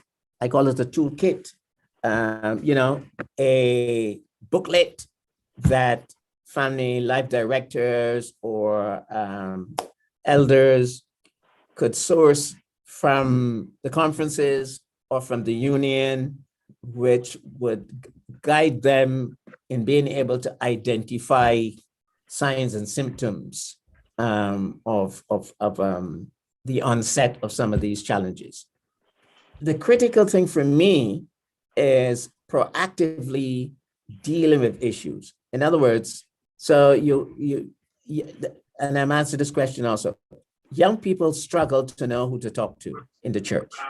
Part of the reason is that there's a low level of trust. There's a low level of trust among young people and older persons in the church, because you go and you tell someone how you feel, next thing they go and tell your mother, or next thing you know, they tell someone else and it comes out in the church. So young people are very reluctant to engage. So we need, first of all, to train individuals to be more confidential, to understand that when a young person or even an adult come to you and they confide in you and they're seeking help, you need to treat that with the utmost confidential status and not think it's someone else that you should go and talk to your friend about. So that's really, really important because I know that is a fact. And therefore, those individuals who they do see or regard to be confidential, they get burdened with all the work because that's who they go to.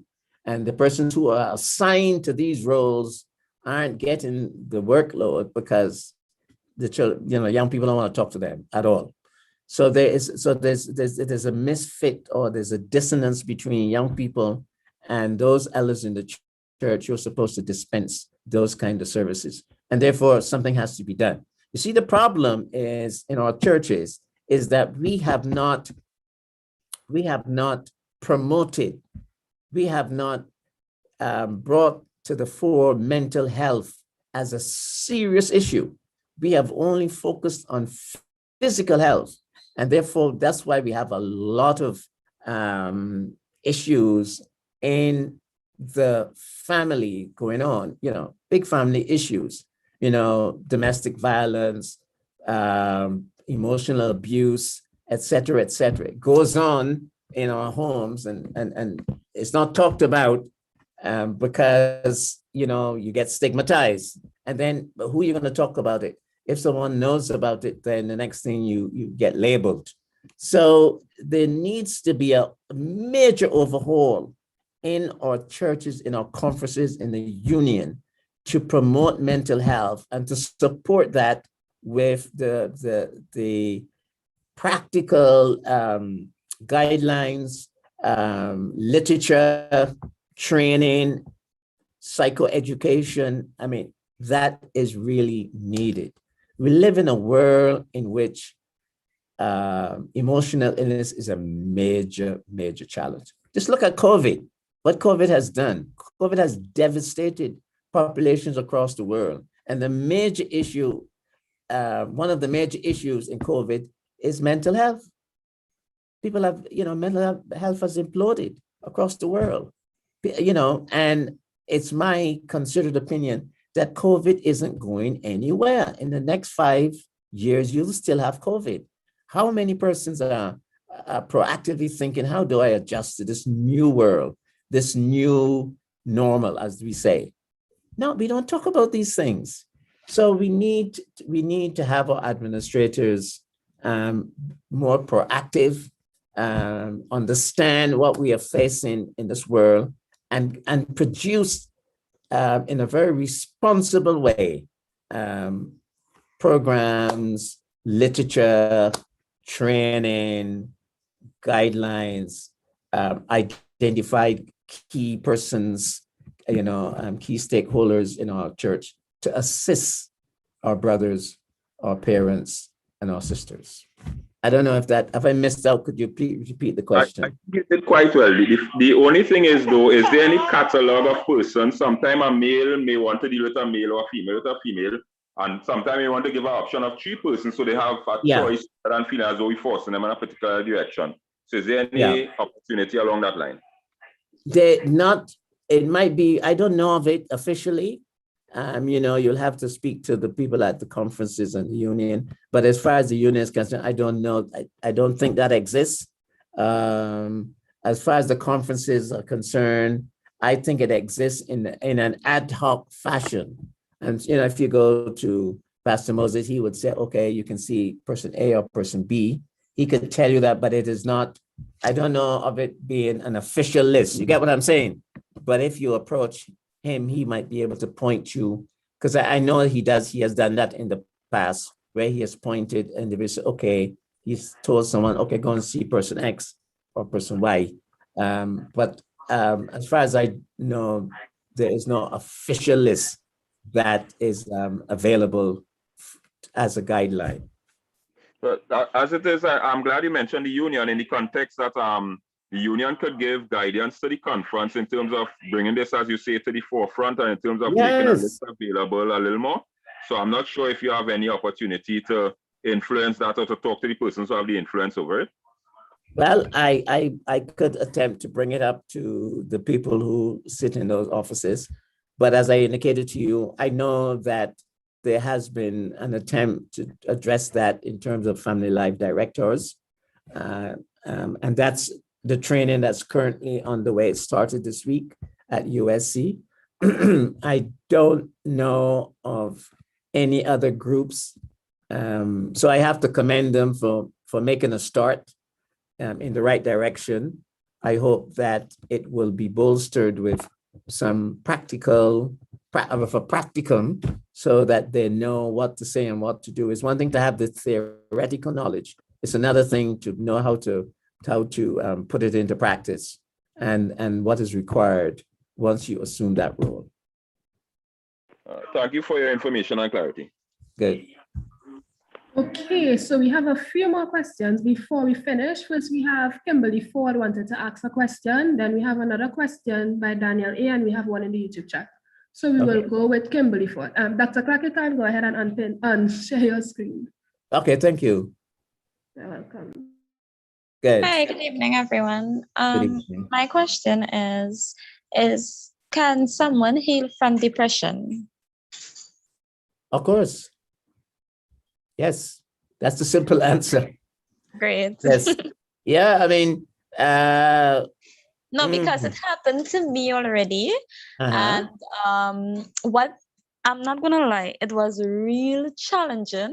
So what I did while I was undergoing depression, I took record of the symptoms that was occurring at that point in time. And I found ways of how to target it, because I told myself, I said, despite of what I go through, I gotta empower myself. I gotta be strong through this. And I was able to overcome. I'm an overcomer. So I just wanted to know if it was really possible for somebody to do something like that, or if I'm just the first.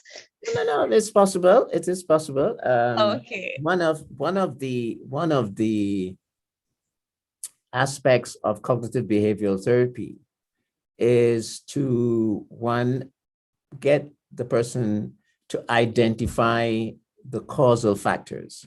You know, when you have depression and you go to a psychiatrist, the psychiatrist is going to treat the symptoms. Okay, so the medication is going to relieve your symptoms. But now when you go to the psychologist, you're attempting to deal with more causal factors. In our society, in our culture, in Caribbean culture, we are reluctant to go for counseling, whether it's to do with our family difficulties or it's to do with our health status. We are not very good at health-seeking behavior. We're very poor. Okay, well, I did went to the counselor, but I was never put on any medication. They find that I was strong enough. Right. So just like took counseling and it helped a lot. I'm okay now. It is good. So, but therefore what happens in cognitive behavioral therapy, we identify the risk factors. We give you, I use the word toolkit, we give you the skills to know how to deal with yourself, how to think about things that happen, how to process yourself, how to empower yourself to deal with yourself. And once that you can do that, then in conjunction with praying and supplication, you can recover. As I noted in my presentation, medication is not a preferred reliever for teenagers. We prefer to use psychotherapy rather than medication. And for adults who are very unwell, sometimes you have to give them meditation just to lift them out of that depressive state.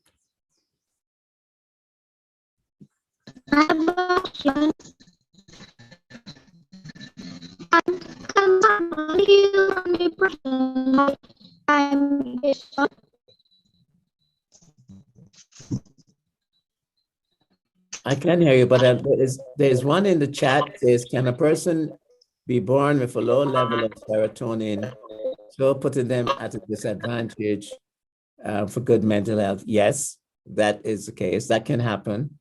And then, of course, you would need to go and see a psychiatrist for that. You wouldn't see a counselor. That's something that the psychiatrist, that's the condition the psychiatrist would deal with. Okay, so there's one on YouTube. It says, would you describe Jesus's expression, my God, why hast thou forsaken me," as a moment of depression? And if not, what emotional expression is it?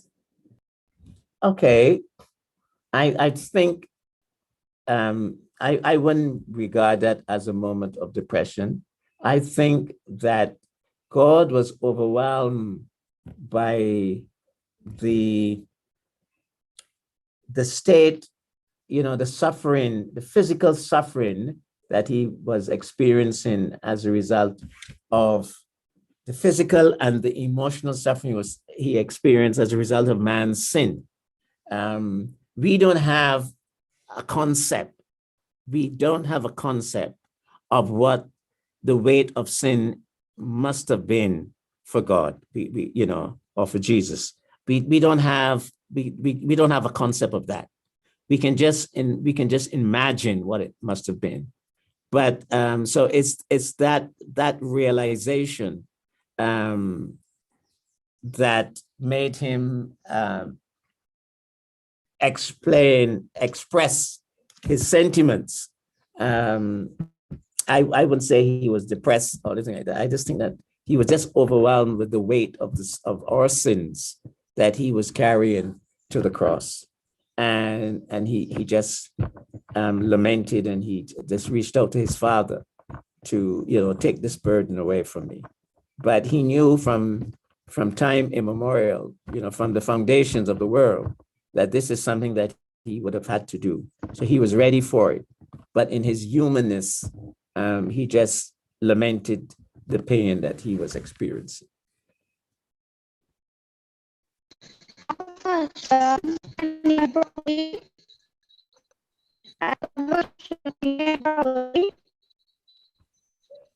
can't hear you very well. You're breaking up. Type your question in the chat, Vanjoy.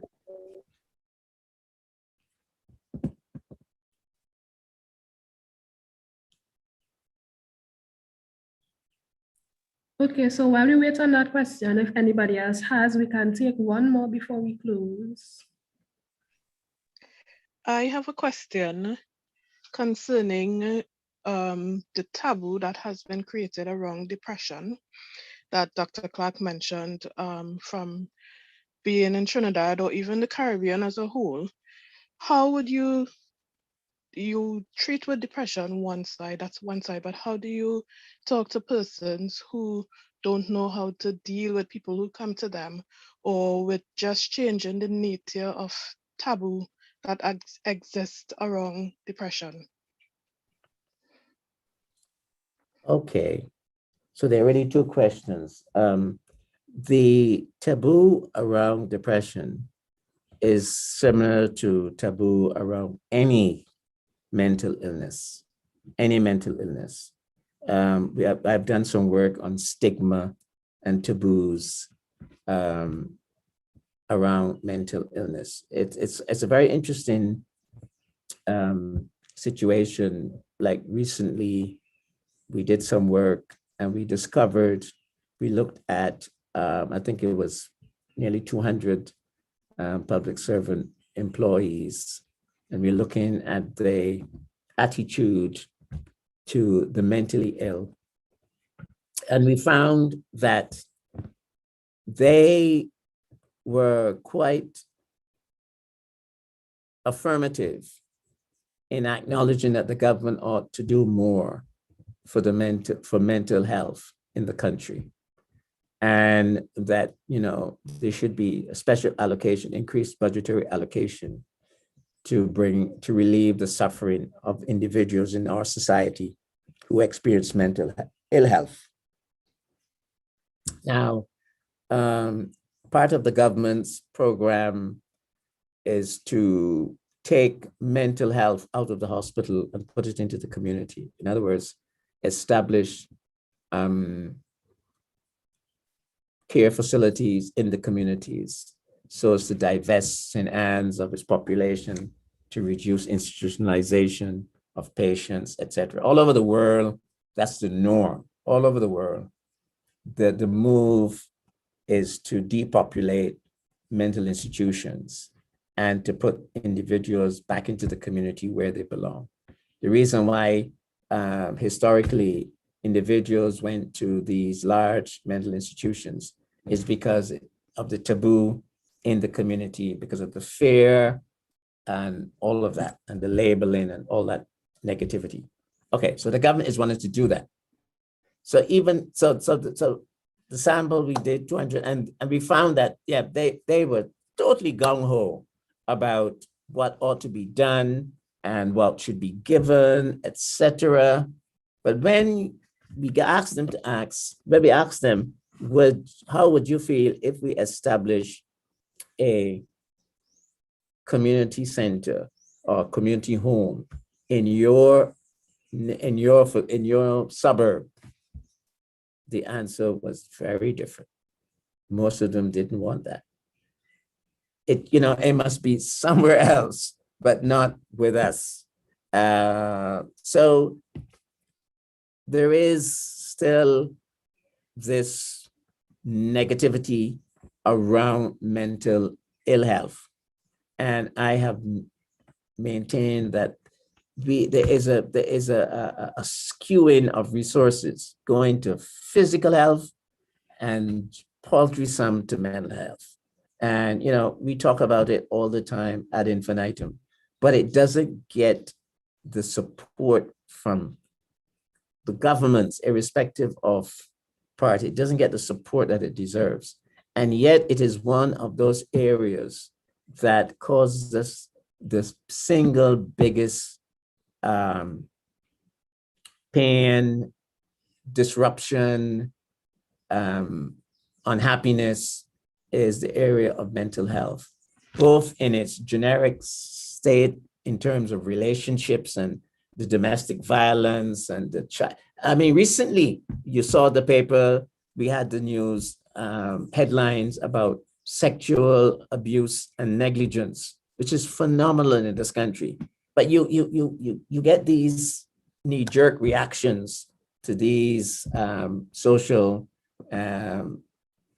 ills, and then it all quietened down. And there's no, there needs to be a concerted, well-devised plan of action to do that. So, as I'm not a politician, I don't belong to any party, so I don't even know who to talk to make that more of a reality than not. But we need to give it due consideration and resource it so that it can become meaningful in the lives of persons. There's another part of your question that I forgot I want to answer. What was that, please? It was around just having to diminish to an extent, whatever extent we can, of how, so as a church, how do we deal with it in terms of not putting the pressure of people aside, but eliminating the taboo probably within the church itself also? Yeah, well, the church is a microcosm of the society. So again, as I spoke to a question that was asked earlier, I think that our church administrators who are in those critical areas need to take it on board and proactively devise plans, systems, training, all these things to, we should be at the forefront of this. We, as an Adventist, are the people who are at the forefront. Let me just give you this one bit of information. I was watching an interview with the Prime Minister of St. Vincent, Dr. Gonzalez. And the interviewer asked him, how are you coping with all the mental issues and emotional issues coming out of this volcano? And he says, well, you know, we have an organization here, a religious organization, the Adventists, and they have been very active. They have brought in people, and I know most of those people are coming from Loma Linda, because that's where we go to draw persons. For some reason, we don't use the persons in our geographical area. This is really quite interesting to me. They're brought in people who are doing the counseling. So in the islands, in Jamaica, in the islands, we are known to be people as first responders. So I think that we need to be more,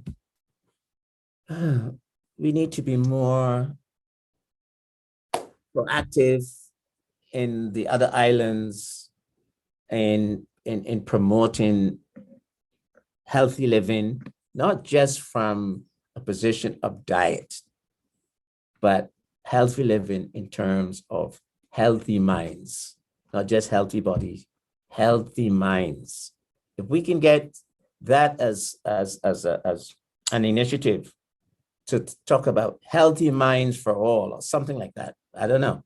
And we could put programs in place, just like Dr. Gonzalez could identify our church as the lead. He relied on them to bring in people to provide these services. So we should be at the head and not the tail. So I think that if the administrators are listening and they want to do something, there's a lot of opportunity for us to get involved. Thank you. Thank you, Dr. Clark, for your comments and for your insightful presentation. I do believe as it relates to removing the taboos that churches generally have, even as it relates to the leadership, programs like what would have been done this afternoon and what we will do for the rest of the month will go a long way as it relates to educating the general church public, because people really do have the wrong impression about depression. Yeah. And I hope that our session this evening created an awareness of the tremendous possibilities that are there, so that we need to move out of the valley and into the heights and start to be involved in our communities, both in the church and in the general population, in a very meaningful way, so that we can bring about a lot of the healing that's required in our societies. I thank you. Okay, so last two questions. So we have from Vantra, he asks, can someone be healed from depression from pills? And then we'll take the last question after. Can someone be healed with depression, from depression with pills, with tablets? Yeah. Okay, yes. Many years ago, the medication was the main source of relief for individuals who are experiencing depression and other mental illnesses. I think in the last 2 decades or so, psychotherapy, various forms of psychotherapy have come to the fore, and we have noted that they have been very efficacious in relieving suffering, and therefore it has taken on a new dimension. And I think worldwide it is accepted. If you Google it, you'll see that cognitive behavioral therapy is one of the prime psychotherapeutic interventions excuse me, that is used to bring about relief quite effectively in most cases of depressions. And as I indicated, it is very effective with teenagers, even those individuals who sometimes, because, there is also a condition called psychotic depression. And, where the depression is mixed up with psychotic symptoms and so on. And we found it to be quite effective. I mean, I know from personal experience that it does work and it can work. And yeah, you don't have to take tablets. But tablets, yes, they do help. They have a significant role. We mustn't underestimate the role of medication. Not at all. It works, but it's most effective if it works in tandem with psychotherapy. But yes, you can deal with your symptoms and function, by taking tablets. Hello, good evening. I know you said that you're only taking one more question, two last two questions, but please, can you facilitate my question, please? Okay, ma'am. Yes. Go ahead. Thank you so very much. Thank you.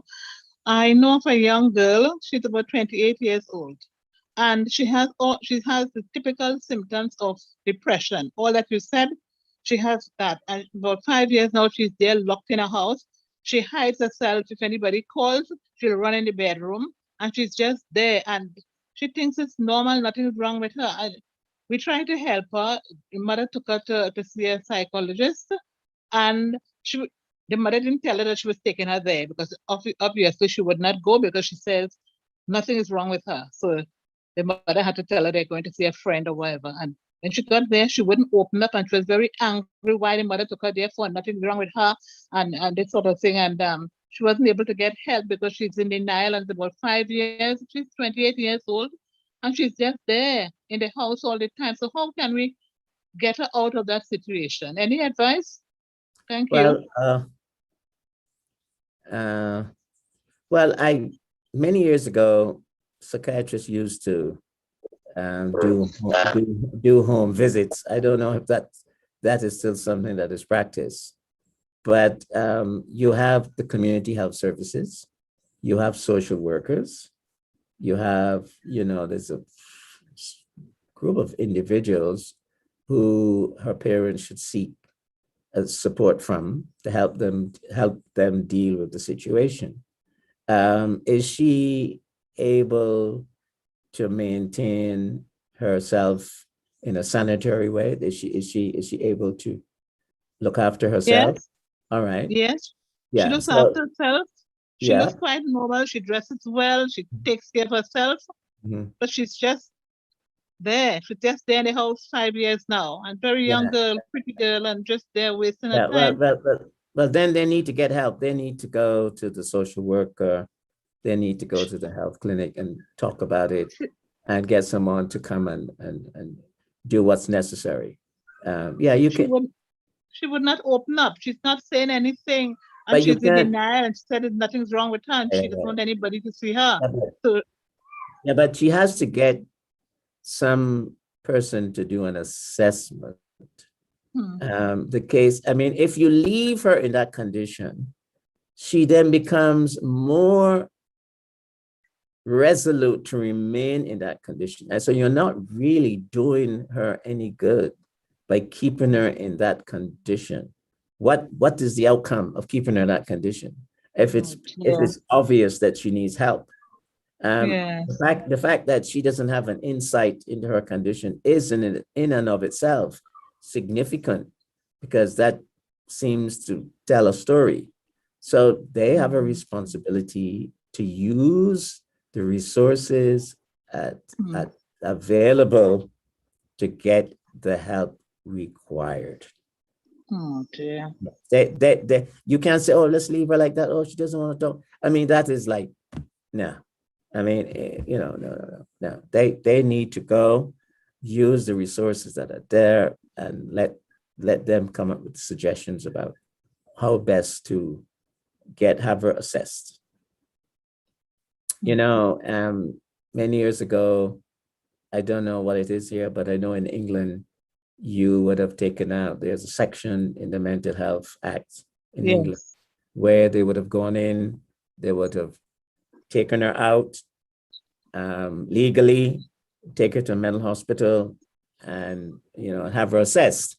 I don't know what the mental health legislation in this country, can't remember, it was section 28 or something. But I don't know what it is, but there are those regulations in the UK. You know, I know that country pretty well, but I don't know what is it here. I suspect that there are conditions here which is pretty similar, that you can take someone out if you feel that they are likely to, you know, do themselves some harm. Okay. Thank you so much. Thank you. All right, ma'am. Okay, so unfortunately, we can't have any questions. I'm so sorry. But Dr. Clark, is there any way that the people who have not been able to get their questions answered can reach you to ask them? Yes, there you can use Dr. Brown. You can use her. You can send information via her, or you can send it to me. My email address is eclarke, CECLARKE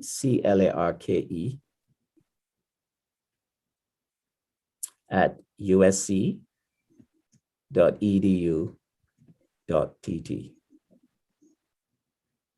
All right, so I send the email in the chat. So if anybody wants to ask any questions, they can contact you there. Okay, thank you. Thanks again so much. Thank you. Okay, so at this time, we would like to thank everyone. Okay, so at this time, we would like to thank everyone who participated in making this program a very successful one. We know you would have been blessed and well informed about the information Dr. Clark discussed to us about.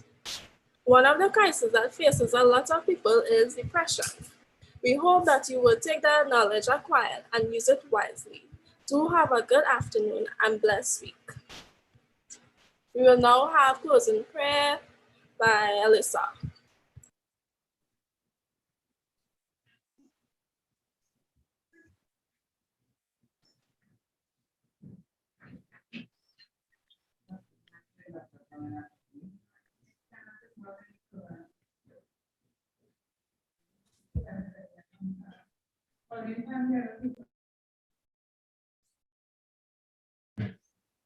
All right, so while we wait for Alyssa, we want to also thank all the other AY societies that joined us this afternoon. Alyssa, you can go ahead.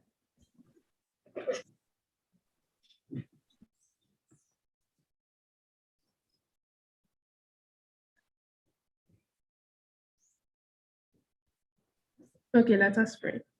Dear Father, we want to thank you so much for the wonderful AY program that you have had this afternoon. Oh God, we want to thank you for all the questions that have been answered and for all the relief that has been given. We ask, oh God, that all those who really need to get help would be able to acknowledge that they need help so that they can get the help. Oh Father, for Christ's sake, amen. We also want to thank you for following programs for Christ's sake, amen. Thank you. Thank you.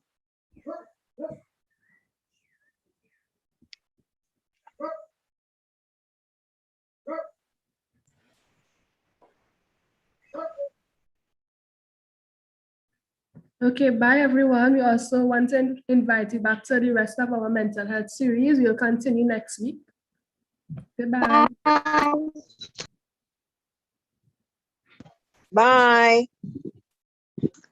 Bye-bye. Bye.